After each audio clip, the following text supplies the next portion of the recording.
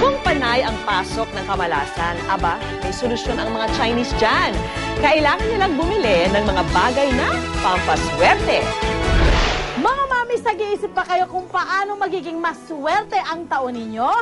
Well, good news dahil natin ko sa inyo ang mga tips na magpapapasok ng swerte sa bahay nyo.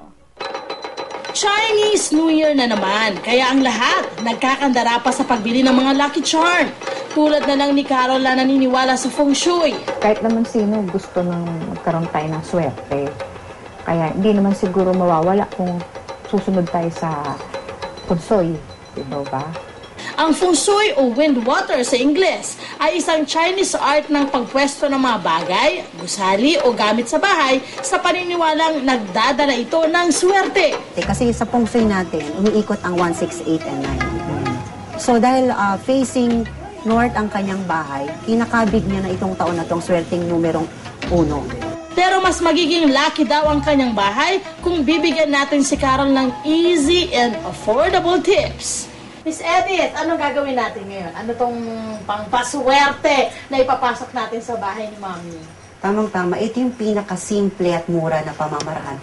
Yan ang gusto ko. Okay. Mura, alam niyo naman, gusto namin mura. Okay. Simple lang po, kailangan lang po natin ng rock salt. So mabibili naman po ito sa ating Sa palengke. tindahan ng palengke. Basta wag lang po yung iodized salt. Ang salt water cure ay ginagamitan ng rock salt, glass container, tubig at 6 na Chinese coins. Mabibili ang Chinese coins sa Feng Shui stores o tiangge sa halagang 100 hanggang 50 pesos. Sinasabing nakapagpapa-purify o nakakalinis ng bad vibes ang rock salt. Binabalanse naman ng metal element na Chinese coins ang enerhiya sa loob ng bahay. Madali lang itong gawin.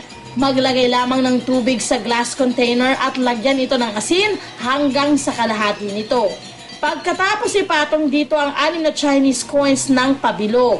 Dapat ay nasa taas ang yang side ng Chinese coins. Kailangan buong taon nandun lang siya nakapwesto. So hindi siya pwedeng tanggalin? Hindi siya pwedeng tanggalin o galawin. Kung maglilinis man, siguraduhin na hindi masyadong ililihis yung ano. Kailangan lagi lang siyang nasa gitna.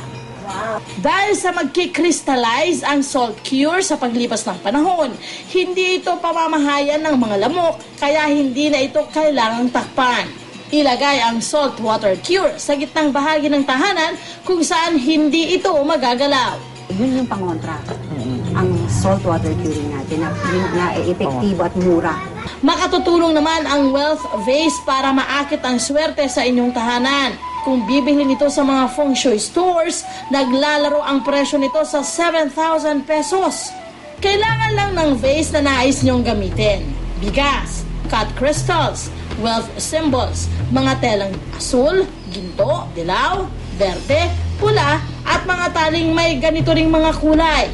At lupa na hindi lang basta-basta kasi dapat galing ito sa mayaman mong kaibigan. Ibuhos ang lupa sa loob ng vase. Dahil galing sa mayamang tao ang lupa, pinaniniwalaang na ibabahagi nito ang angking swerte ng pinanggalingan nito sa atin. Isunod ang bigas na sumisimbolo ng kasaganaan.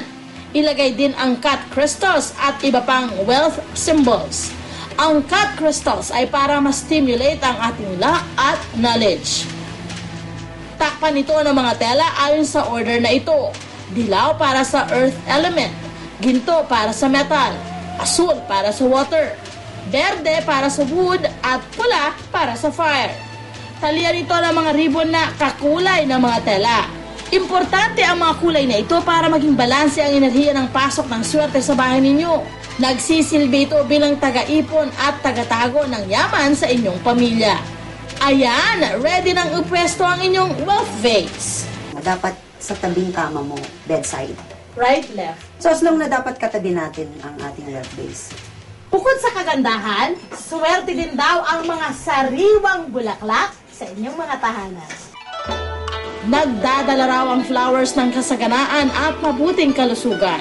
Pinagagaan din nito ang energy sa inyong bahay. Pero tandaan, ang biyaya ay mas makakamit kung ang paniniwala ay sasamahan mo ng gawa. Kung hey pa choy mga kapuso!